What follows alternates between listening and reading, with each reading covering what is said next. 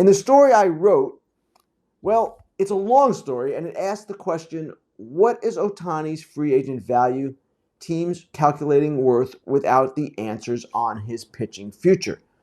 And the questions about Ohtani are not just when he will pitch again, coming off his second elbow ligament repair.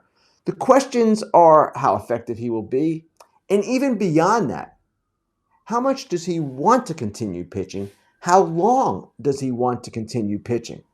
Now, his agent, Nez Bilello, is telling teams that Ohtani wants to remain a two-way player, and there's no reason not to believe him. Ohtani has made a great effort to become the player he is, that two-way superstar, that rare player in the game's history.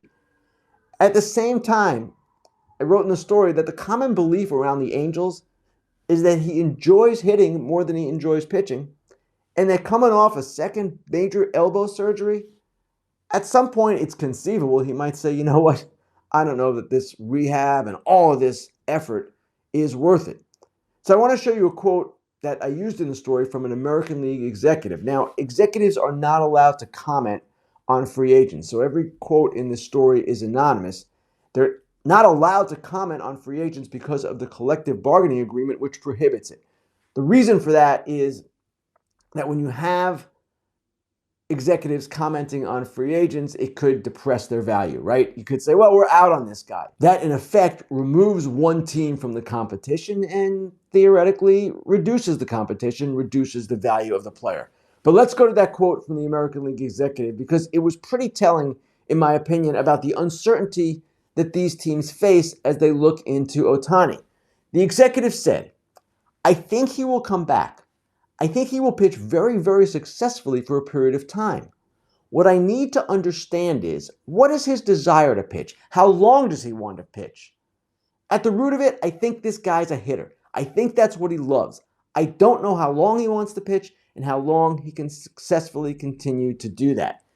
Now, this story goes into a number of other things too. The possibility of Ohtani playing the outfield if he can't pitch. What his off-field impact to a team's bottom line might be and how that might affect the bidding. Maybe compel some teams to go even a little bit higher than they had originally planned. And then I also get into some structures, possible opt-out scenarios, all of that. I also make the point that this could take a while. And baseball generally likes these big signings to go down at the winter meetings, but they have no control over that. And there is one line of thought that says, okay, teams, if they're going to spend $500 million plus on a player, they're going to want a quick answer because, of course, if they don't get the player, then they want to allocate their resources somewhere else. But the posting of Yoshinobu Yamamoto, which is expected as soon as Monday of this week, that could have an effect on the Ohtani market. Why? Because Yamamoto will go through a 45-day posting process. It could take that long for him to sign. And it's in Ohtani's interest, if you think about it, to wait. The team that signs Yamamoto, likely for $200 million plus. This kid is 25 years old. You rarely see a free agent of that age enter the market and of this quality. The teams that miss out on Yamamoto are theoretically going to be on tilt, and they may be even more incentivized to go get Ohtani.